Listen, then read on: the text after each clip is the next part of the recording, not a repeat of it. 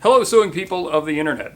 Hey, before we get started, I don't have any affiliation other than an affiliate link below. They didn't ask me to promote this, but Ripstop by the Roll has this really cool hat. I think they made it for trail days on the Appalachian Trail, and then there was enough interest that they made a batch to sell on their website. I just looked, and as of today, they have 15 left. I really like it, so I thought I'd just let you know about it in case somebody out there wants to grab one of these and didn't know about it. If you don't know about Ripstop by the Roll, they have a lot of awesome materials for MYOG stuff. I use a lot of heavier materials in my stuff, but when I do more technical, lighter stuff, that's where I go. So link in the description if you want to check it out. So today's video is just going to be kind of a mid-review update of the Singer Heavy Duty. I'm saying mid-review. I don't know if this is the middle or we're still close to the beginning or close to the end. But some questions have come up and I've made some observations and it feels like a good time to share those. As you may have noticed, I'm back in my workshop, or you might not have noticed because it looks completely different now. I've been filming the last few videos at home for two reasons. One, because the Singer Heavy Duty is a domestic or home-based machine, and I thought it was appropriate to use it in that environment to give viewers more of a sense of what it's like using it on your dining room table and that kind of thing. And I think I've established that, and I can get back to doing it in a more convenient way for me, which is doing it at work. The other reason I was filming at home is I was knocking down walls and rebuilding a kitchen area and a bunch of stuff here. So I'll put timestamps if you want to skip this. If you're just interested in me as a person, I'll tell you a little bit about what is happening here. This is not finished yet, but I mean, I don't know if it'll ever actually be finished. It's usable now. There was a kitchen break room area. The previous tenant in this space brought it from a bank that was being demolished or something. And it was just way too big for my purposes. I need, a couple of dishes to eat my lunch and stuff. So I had to have some contractors out to do some demolition on another part of the property, and took advantage of the opportunity to have them rip all that out while they were here. And then I took out a couple of walls that I've been wanting to take out that made my sewing room a separate room, and it was too small and created too many obstructions. So now this whole area is completely wide open. I can move stuff around as much as I need to. As you can see, this side of the room is not finished. I've got to figure out what exactly I'm going to do before I take stuff down and paint and put stuff back up. So it'll probably look like this for a while. Okay, so back to the Singer Heavy Duty machine. Before I tell you kind of my current state of thinking on the machine, I want to again give some background in case you're new around here or forgot. I entered into this evaluation of this machine with a bias against the machine. For years, I've thought of them as junk, and it's only vintage machines for me. The heavy duty name is misleading, and I honestly just did not expect to like the machine and had a low opinion of them, not having used it. My opinion has shifted a lot. I want to say that I still think the heavy duty name can be problematic, and that may be dependent on the perspective of the person reading the name. Doing the kind of sewing that I do, when I see heavy duty, I'm thinking thick canvas, inner tubes, webbing, leather, things that a home-based sewing machine might be able to sew with great difficulty, but they're not going to sew large assemblies of. And so to that extent, I worry that people can be misled by the name of the machine, and I think that's something that maybe Singer could do maybe a better job of explaining in their marketing materials. I don't know, but that's my biggest criticism still. So let's talk about some of the things I like about the machine. This is one thing I like that I didn't think I was going to like. It's really lightweight. And having had to move it around a couple of times and using it in my house in that scenario where your only available space to sew is your dining room table, and then, when it's time for dinner, you got to move it and eat dinner. That's really handy that it's so lightweight. And despite the fact that my initial impression was lightweight might equal cheaply made or fragile, I found benefit to it being lightweight and easy to carry. In a previous video, I used one of my Sailrite Ultra Vids in its portable case, and it is in fact portable, but it's pretty heavy and a lot bigger than this.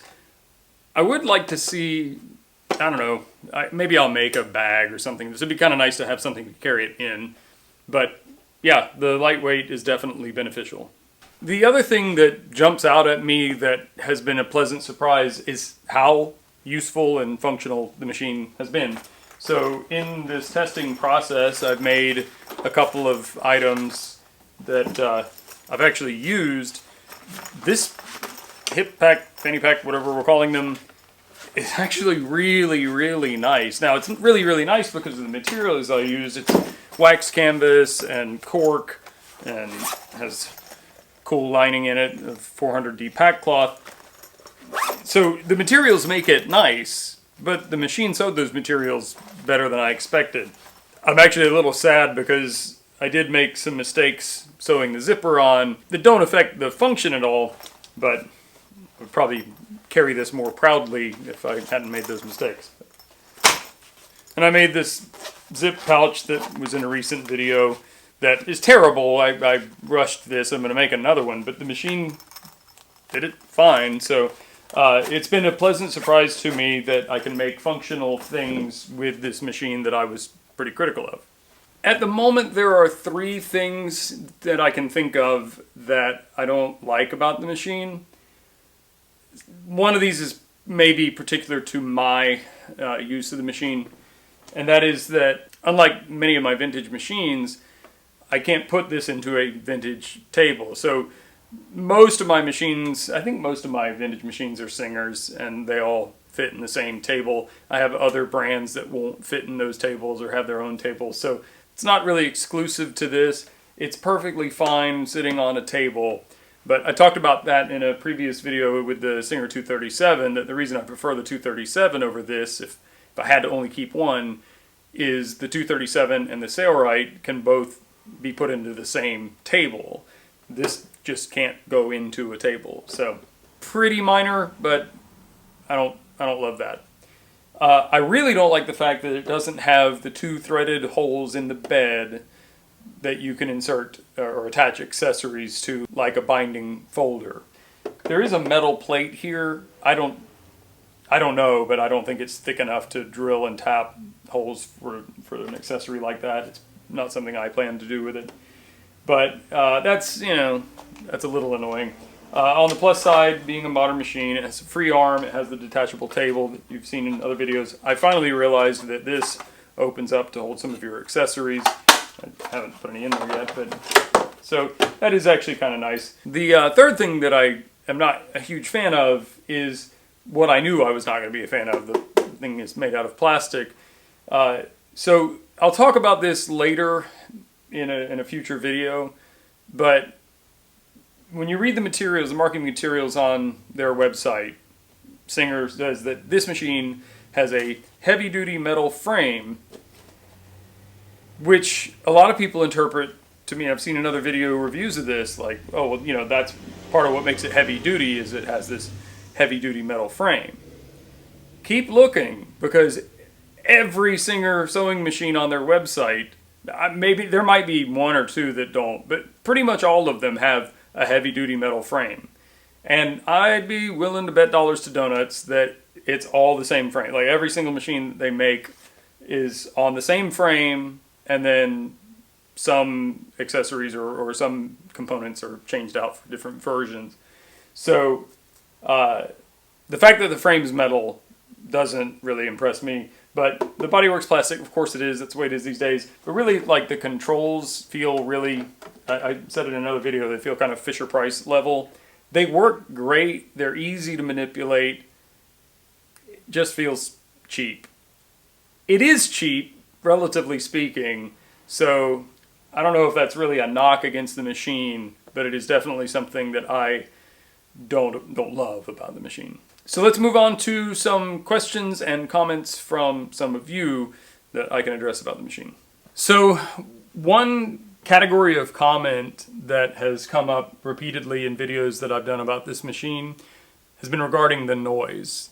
And for example, Ronnie Olafson mentioned in a comment that he hopes that I can compare the noise levels between this machine and some of my other machines. So back when I first started doing videos with the Sailrite machines, that was a real bone of contention for a lot of people, how loud the Sailrite was. And now with the worker bee motor, it's not loud really at all.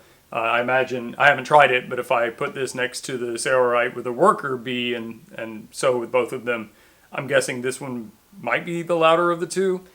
Probably not louder than a Sailrite with the original style motor or any of the many other lookalike machines that have the household style motor on the back. So I would say it's less loud than this original Sailrite or those other machines, but it's definitely louder than my vintage machine. Like compared to the FOF 260, it's night and day. But I do want to emphasize that the sound that you hear when you watch my videos, when I watch the videos, it sounds louder than it does when I'm sewing in person. Now, I don't know if that's a psychological thing that I'm focusing on sewing and not really paying attention to the noise, or if it truly is just, you know, the microphone on my camera picks up the sound in a more jarring way. But I can tell you that my perspective is using it, it does not seem to be overly loud. It sounds like other modern sewing machines do. When my wife uses her brother sewing machine, it sounds about the same to me. So I don't think that this is a particularly loud modern sewing machine, but I think most modern sewing machines are going to be louder than a comparable vintage domestic machine. Ronnie also asks if I can compare the dimensions of this machine to a Sailrite and to some of my vintage machines. So let's do that. So to start with, we'll compare the Singer Heavy Duty to this completely stock and normal Singer 201. Obviously, I painted this machine if you haven't seen it. So it's pretty evident just from looking that the Singer HD is slightly larger, but I don't think takes up any more space. Does that make sense? Like, if you made a box for either one of these, it would be the same size box. So the bed is 14.5 inches on the 201, 15 inches on the heavy duty, 7 inches deep on the 201, 6.25 inches on the heavy duty. So if we go to the highest point on the 201, the spool pin, it's, 12.75 inches, something like that. The highest point on this machine is the bobbin winder, and it's 12.5. So they're really close to the same. It's just that this one looks more massive because it has the plastic bodywork on it. Let's look at the Sailrite.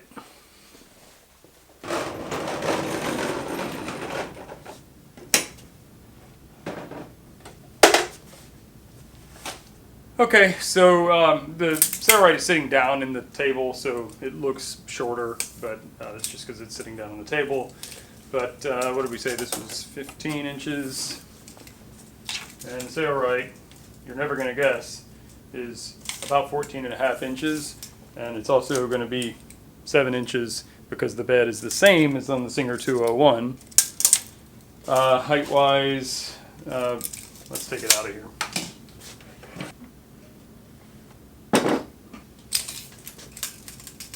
So outside of the table, height-wise, it's about exactly a foot to the top of the spool pin. So again, a little bit smaller, but again, if you were going to build a box, they'd probably be about the same size. I don't think the size is a significant factor. It's about the size of most domestic sewing machines. It is a lot lighter. And just to illustrate the point, I've mentioned a couple of times now, I can use many of my vintage domestic machines in this Sailrite industrial style table for ultra feeds and just swap out the ultra feed or domestic machine. So if I'm in a situation where these are the only two machines I own and I want to sew something out of lightweight materials where the 201 or probably my 237 will work better, I can put it at the table, have the advantage of the table, and then when I want to go back to sewing heavy stuff, just pick it up, put this one in, and I'm good to go. I can't do that with the heavy duty. I got a comment from Sewing Machines in Detail with several questions. I just want to try to address the ones that I can at the moment. he mentions that with modern electronics, it should be possible to make the low-speed control much better. I would say that the low-speed control on the Singer Heavy Duty is equivalent to any domestic sewing machine that I have. It's not anything on the order of the Worker Bee on the Sailrite. It's just, kind of normal, I would say. I use a lot of different machines, so I suspect I'm kind of used to adapting to the differences between the performance of the machine, so I may not notice the difference as much as someone else might if they went from a machine they use all the time to the Singer Heavy Duty. It might be a more stark difference, but to me it's just kind of normal sewing machine. He goes on to say it would be interesting to see how it copes with V69 thread, or perhaps even thicker thread and some dense polyester webbing. I've only used V69 thread in this machine in every sewing demonstration I've done with it so far. So works great with V69. I could probably put V92 in it. I don't know that I will, but it wouldn't surprise me if it ran it. He asks, are you able to set thread tension sufficiently high? This is something I've mentioned in a couple of videos now. Pretty much since I started using the machine, I've had the thread tensioner maxed out. Now, I haven't adjusted the bobbin tension at all, so it's possible I could tweak a little bit more out of it. But the tension has been great. In the last video, I showed the big thick piece of leather that I sewed with a perfect stitch in it. So it's been fine, but it is maxed out. So if I sew something that requires any more tension, I don't have it. But it has been working at that setting. So I don't know if there's any internal compensation for the tension so that I'm setting a max level and it's adjusting itself within a range that's set by that max level. I don't know, but it's been working fine, but it's turned all the way to the highest level. He asks, how high can you set the foot pressure? I don't know. There is an adjustment for that. I've not done it.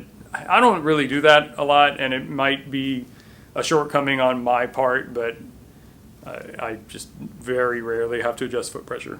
So as of today, having owned the machine for a few months and having sewn a few reasonable projects with it, this is my opinion today. I think it's a pretty good machine. Now, big caveat here. It used to be on YouTube that I would have the ability to add text on top of a video after it's been published. So if a week from now this machine bursts into flames, I could come back to this video and say, hey, listen, never mind what I said about it being good, it burst into flames. So read the comments and I'll pin a comment if anything like that happens. But just know that this is my opinion today, and it could change. Many of the concerns I had about this machine have been alleviated or disproven, and the machine works really well. I mean, honestly, I'm starting to kind of like it. But I'm still concerned about longevity. It's still almost entirely plastic gears. That may be an issue for 10 years from now. It might be an issue 10 minutes from now. I don't have any idea. But I will say this, if you're watching this video because you're trying to make a decision about whether or not to buy this machine, please just understand that it's possible that my opinion will change as this continues. But as of today, if this is the best choice for you, if a vintage machine isn't a choice for you for whatever reason, there might be other machines that are better, I don't know. But this machine has been better than I expected. It's working well. I'm enjoying using it. And I would conditionally recommend it at least. So I'm going to continue with this series. I have some more substantial projects to take on with the machine. Someone has asked, at least a couple people have asked about hemming jeans. I've got some scrap denim around here, so I will try that in an upcoming video. And I intend to make a backpack from start to finish with this machine. So there's still more to learn about it before my opinion is settled, and then there's always the question of when is it going to break. But I would say at this stage in the game, if you're thinking about one of these machines, I would not recommend against it. So I hope you found that helpful. If you like this video, clicking like is always a nice thing to do. If you're not subscribed, I'd love it if you would subscribe to my channel. There will be a bunch of links in the description. Some of those are affiliate links, and I can buy my second Lamborghini if you buy a piece of fabric. I would also really appreciate it if you would check out my second channel. My wife and I just bought a boat, so there's probably going to be some boating videos on that channel. If you're into the fishing, boating, outdoor lifestyle, then I'd love if you check that out. Post any questions, comments below. I really appreciate you watching. See you next time.